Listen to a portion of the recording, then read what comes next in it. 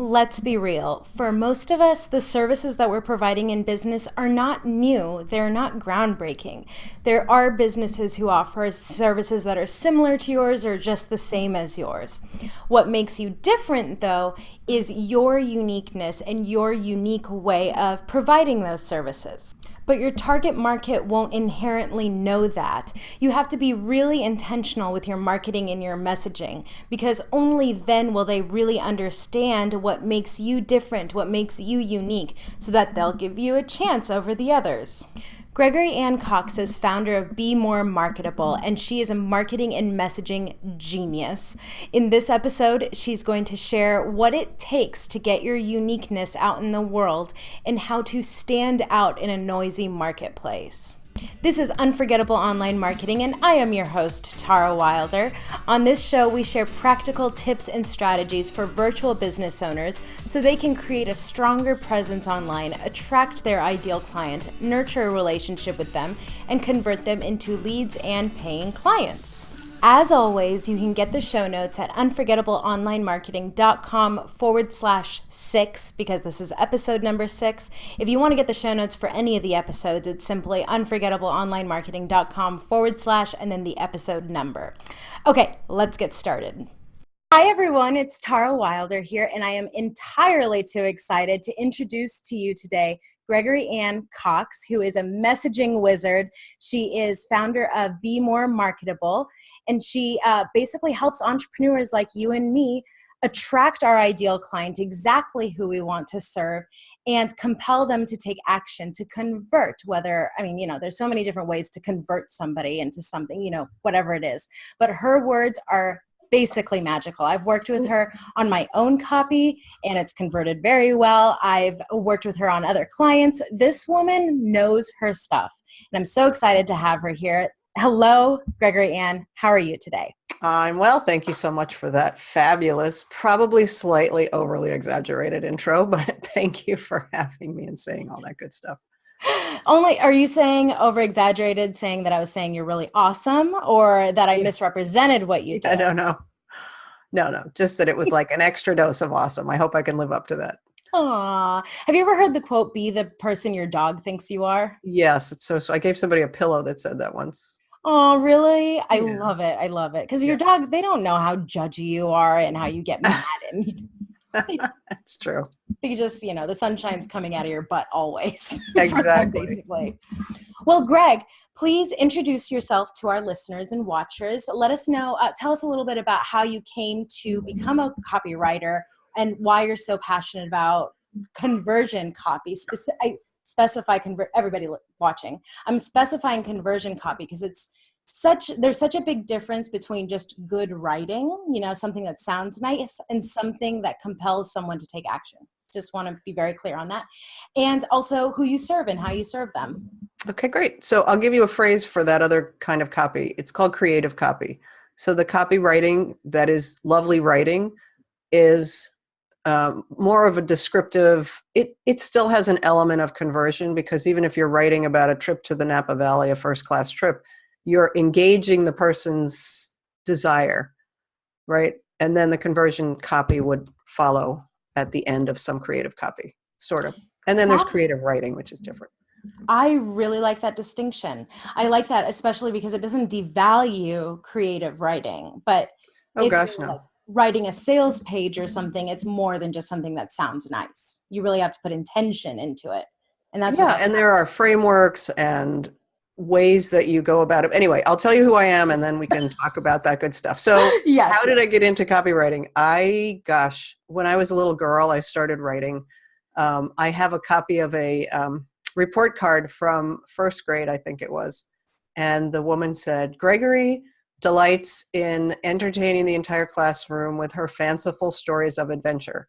So who knows? I don't know what I was telling them, but I was making up stories. And eventually I started writing as a job. And I was paid, I think, 5 cents, 20 cents a word. It was a very long time ago. But I had a column and it had my name on it. And I always loved that. But then I got sort of attracted to cooking. So I took about a 27-year hiatus for the food industry. Although that's not true, because I did marketing for the restaurants. When I was the chef and they cared about my opinion, I worked closely on the marketing programs, the specials that we were, not the specials food, but big events that we would do. And then at the same time, I was writing for a magazine, a nutrition column, because I studied nutrition. So it's always been there. But for some reason, when I left food, I started coaching, and I loved marketing, and I just went into health coaching because people were asking me, what are you doing? You're at midlife and you look good and feel good. What are you doing? So I went over there, and as anybody who's an entrepreneur knows, there's a lot of writing that goes into our world. You can hire people to write for you, but if not, you're doing your easy and you're posting on Facebook, all of these little snippets, even ads, it's all copy. And so my work in journalism and research and marketing finally culminated because I was coaching. I met Tara because I was a coach for a program that they had me doing the marketing and messaging for their people. And so I just decided to throw the health. Everybody became a health coach, and I got tired of being in that industry. So I was like, okay, I'm coming back to writing, back to marketing. So who I serve is, I would say about 75% are mission-driven entrepreneurs, people that are out to make a difference. But it doesn't have to be, it could be a product. To me, the impact on the world piece is really important. And then, I might meet somebody who's interesting and they've got an event company and I've got a background in that. So I could write for them. I would say, and I will tell other people to get very clear on your niche. I'm clear on who I really like: personal development, world changers, that kind of thing. And again, just like all of us, sometimes a client comes that isn't a part of our ideal client profile, but we're so excited because they're really the perfect person to work with outside of that, right?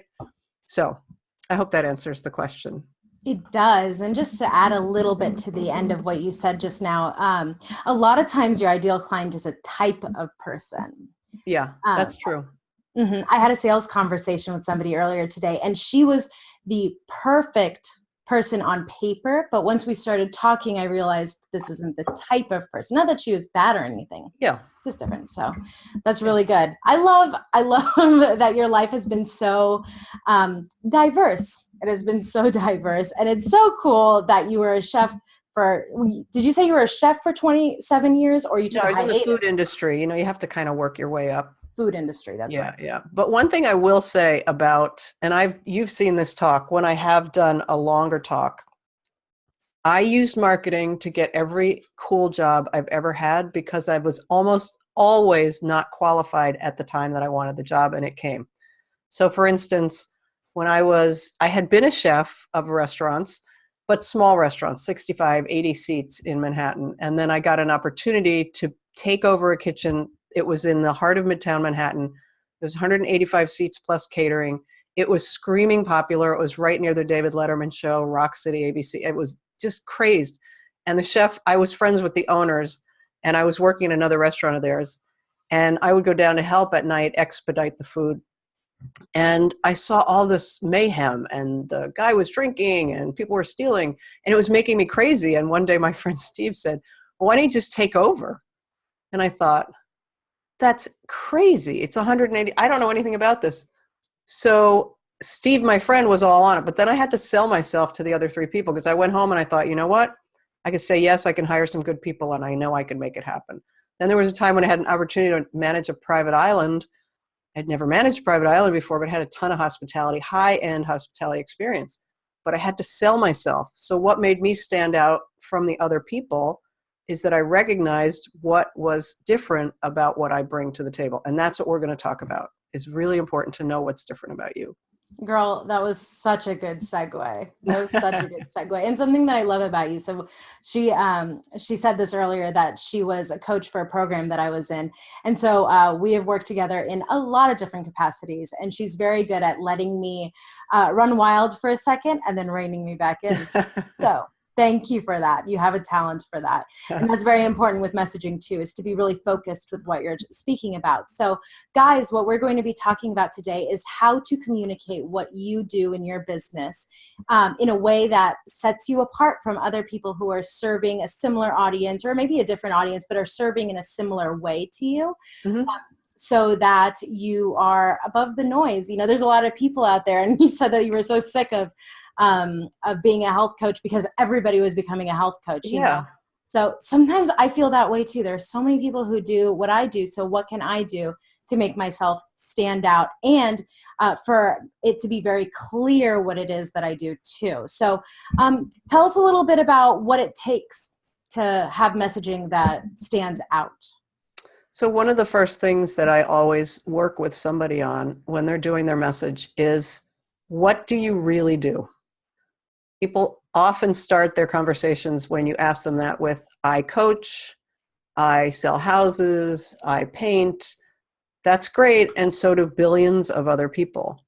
So what you really do is the difference you make for the people that you work with. So you can answer the question by saying something like, when people work with me, they improve their they build their following online, or they become, one of the top influencers on Instagram in their market.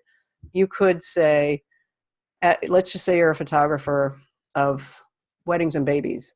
Instead of saying, I'm a wedding photographer, or I'm a baby photographer, somebody says, what do? You can say, I capture life's most precious moments without the people even knowing I'm in the room. Right? Like those kinds of things. And the only way that I would know to say that if I was a photographer is that I would have listened to what my customers have told me after the fact. So how you find out what you really do is by listening to what people say in a testimonial, the emails they send you after you don't work with them, and you get an email going, oh my God, I can't believe this happened to me. This is the coolest thing. And because of you, right? They're going to tell you.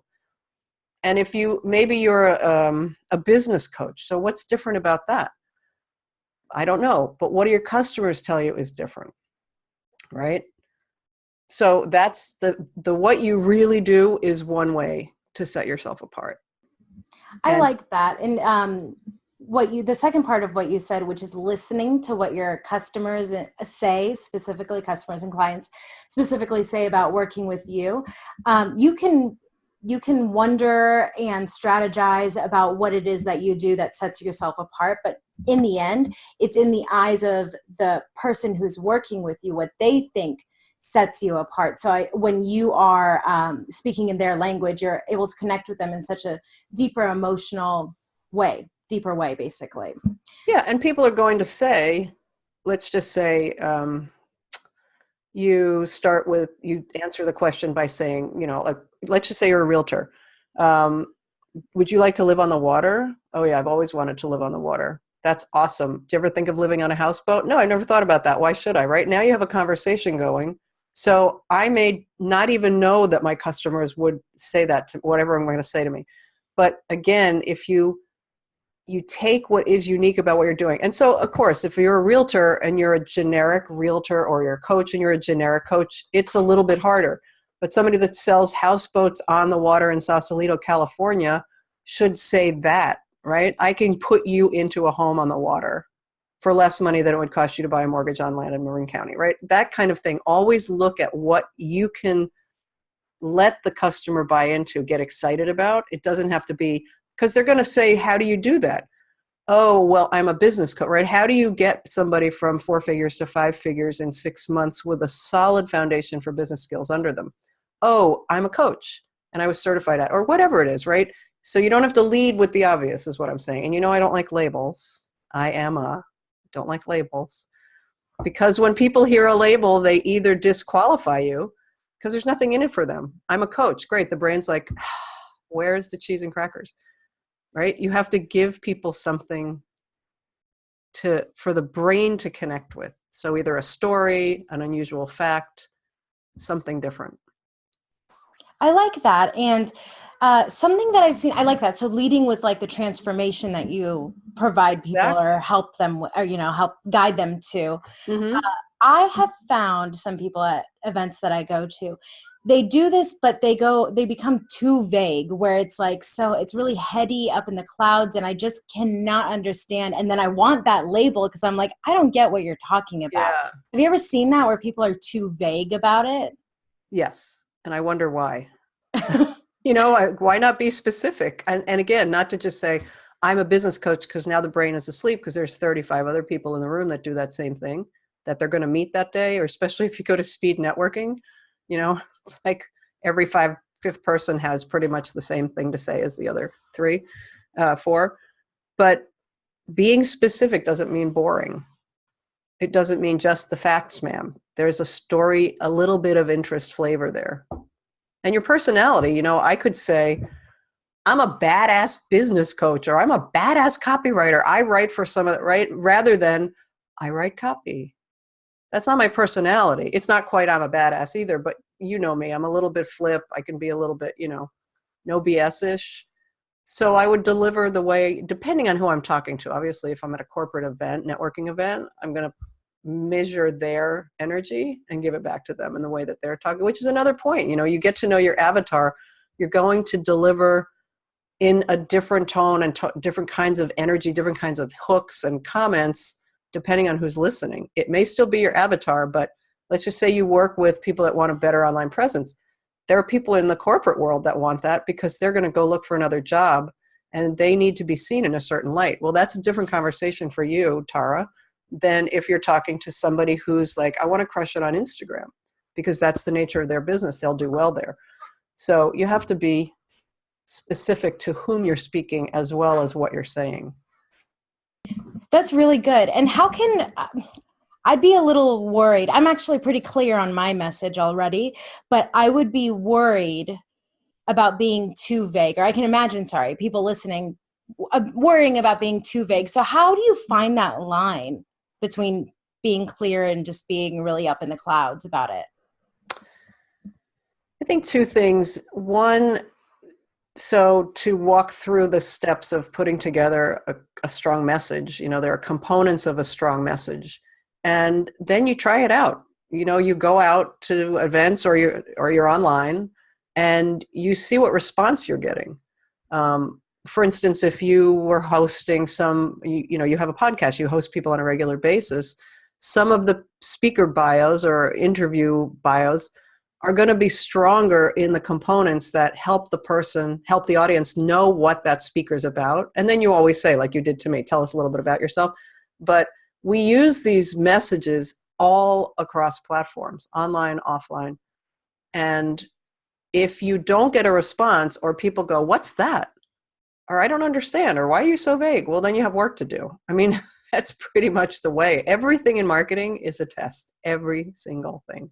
Nothing is guaranteed out of the gate. And the same is true with your message. Absolutely. I actually tell my clients, everybody that even if you're like the director of marketing for Coca-Cola, like when you launch a campaign, it's just a best guess as to how it'll turn out, really. Yeah, absolutely. I mean, and all of those big companies have had blooper, advertisement. We could probably name, if we had the time, we could probably go through and think of a few that were just bombs for people, Yeah. And a lot of times it was because they weren't paying attention. The ones that I'm thinking of are just because they weren't paying attention. Yeah. On the topic of testing things out, I actually, in the first maybe year of my business, I knew that I needed to have a elevator pitch, for when I go to networking events, and I did research and training on how to create it, but I kind of just wung it. I just wung it. When I went to events, I just kind of did controlled rambling where I just kind of spoke what was in my heart about what I do, who I work with, and what I do for them, basically. And I tested out all these different things. And I remember so specifically, I went to this one networking event in Orlando, and I was on a high that day. I was really, really excited about life. And so what I did was I love working with entrepreneurs who are passionate about what they do, because it gets me excited about their marketing and about what they do. And so I was saying that in my pitch, I love working with entrepreneurs who are passionate about what they do. So if you love what you do and just want to gush about it right now, please see me afterwards and let's talk about it. And I literally had a line of people. I had two people waiting. I was talking to one person and two people waiting to talk to me after that. It was really cool. It was really interesting. Yeah. So, and again, there isn't just one way to get your message across, whatever your message is.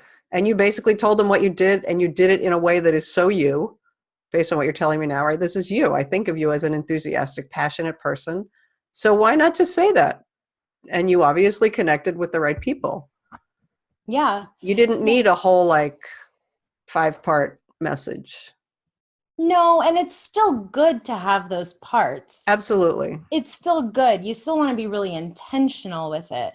But I Yeah. think my business really transformed when I decided to allow myself, my own personality, to get into my messaging, It's because so important. It's it really so important. is. I Yeah. was really nervous at first because I wanted to be taken seriously. And now it was really when I allowed myself to be silly, to be who I really am, when I started working with people who I was really aligned with. And I just enjoy my business so much more now. Oh, that's great. So you said earlier that there are several components to a message. Can you just list out, go through those, what you consider to be the several components of a strong message? Okay, so there are a couple of elements to any kind of message. You have to have them. So we talked about engagement, a story, a hook, something interesting, something that a result that you get for people, as opposed to I am a. Don't go with the I am a. The second thing is how you work with people. So it's great to say that people get this result. How do you do that? I work one-on-one with people. I only work in groups. I have, 3 programs that you can pick up on my website. You have to let people know if they're doing a drive-by of your website or your online presence, Twitter bio, you're probably not going to be able to say a lot. But I say copywriting. I mean, I have a couple of other words, but so what I'm saying is always tell people what you do, and then who do you do it for? You don't have to be worried about your whole entire avatar profile. But like Tara always says, I work with passionate entrepreneurs. That pretty much says it in a nutshell. She could then say entrepreneurs, business coaches and this and that, but it doesn't matter in the moment. So don't worry about being so crammed full of words. Less words are almost always better, because, and I don't buy into the people have a goldfish attention span these days. I'm sorry, that's bullshit. I just said the S word. Okay. No, that's okay. Because people read long form copy and watch videos and went to 3-hour movies this weekend and last weekend. They will they'll put their attention on what they're interested in, right? So don't be boring. That's one of my key things of a message. So who's it for? How do you work? And what's in it for the person listening? Love it. And that actually reminds me of one of your catchphrases, which is a pitch is. Not a selfie. So a pitch is not a selfie. What does that mean? The pitch is not all about you. I have seen bios that go on about the degrees and the this and the trip to Thailand and the rescuing elephants. It's like people, you can tell stories. There's probably some great stories in that bio. I'm actually thinking of one particular person that I wrote an article, and the title of the article was, I hope this isn't your bio. That's just kind of who I am. And I didn't out the person. I whited, I didn't know names or anything. But any kind of a pitch, or especially if you're introducing yourself, if somebody, like Tara said, tell us about yourself, of course, then you're going to say something about yourself. But I put in, if you noticed, a couple of tidbits that might be interesting.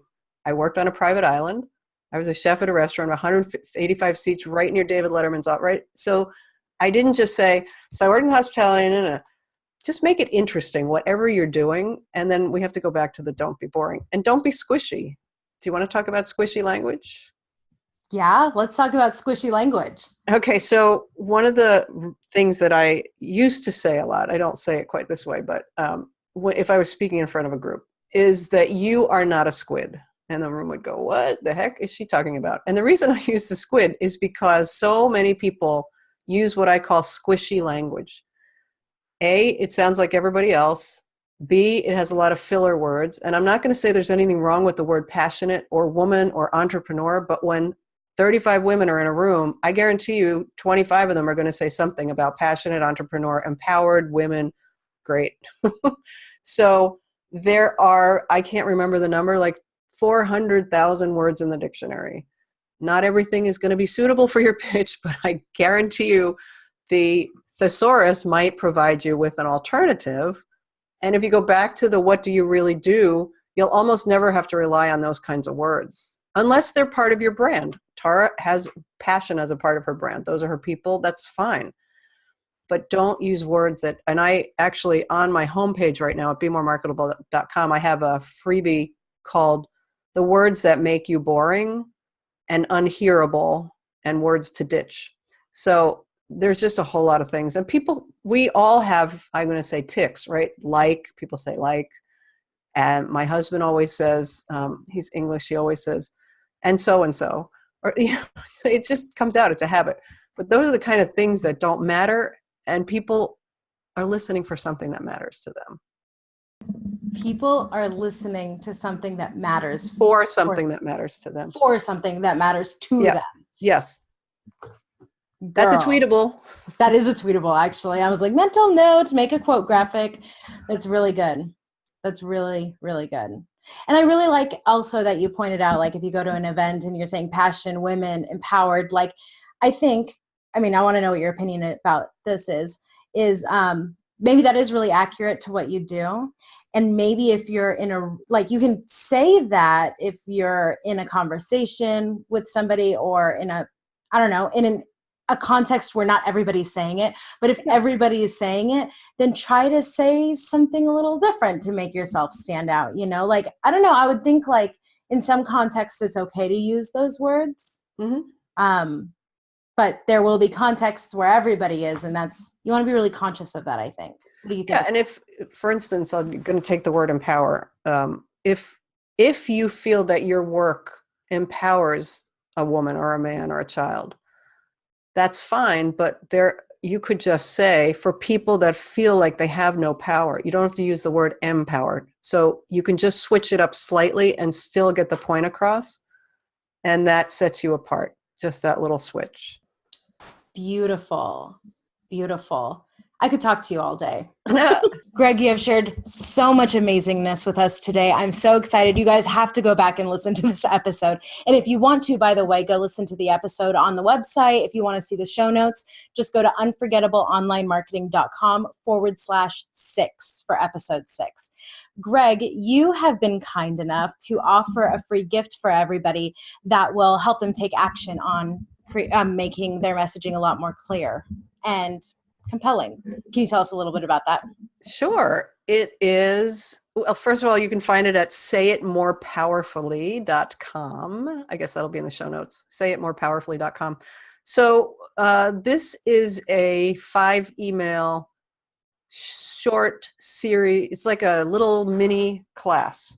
So day 1, it'll say, what's your message now, right? And I want you to take the time to do this. We all download stuff and we never do the work, and so nothing ever changes. Please do it if you're going to download it. You're going to have to start with what you have and look at it and be honest with yourself and read it out loud and then play it back. Because when we read things out loud, I don't know whether this ever happened to you, Tara, but people would send me their 5-minute talk or their whatever. And I always say, don't send it to me until you've read it out loud.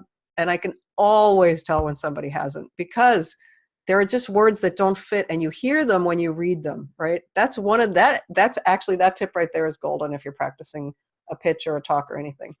And then it goes from there. It talks about what I did before, like if you were a photographer, rather than saying this, say this. So I give a bunch of examples, and there's an audio file with each day's exercise. So if you don't want to read, if you just want to listen to me and write, it's the same thing. And by the time you get done, you'll have probably 3 different ways to say what you do and who you do it for, and why it's different. Because I give variations on a theme, and so it's simple. 5 days. You'll have a great. That sounds really valuable, and I almost think you should charge for it.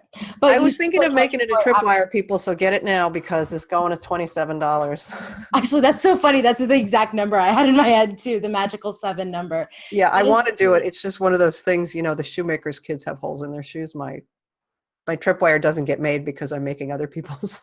Yeah, and they're converting pretty well too, if I might add. Yes. That's so great. Okay, and if people want to come and play with you online, where can they do that?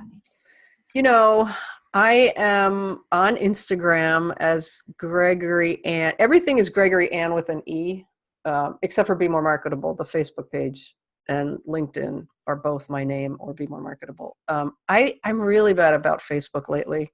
it got annoying. There were too many ads. I couldn't stand it. And now I'm just starting to get back. But I am on Facebook, also personally, Gregory and Cox or Be More Marketable. So you can find me there. I love Twitter, by the way. Twitter is one of my favorites. Are you active on Twitter? Because I've kind of gotten quiet on Twitter. I don't have any clients on it right now. So I got to go check out what you're talking about on Twitter. Well, yes. And since Trump got elected, I've been spending a lot of time in the political channels on Twitter. But I do sometimes post interesting articles and quotes and stuff. Sometimes. I have gotten very fatigued. Yeah, it's easy to get fatigued.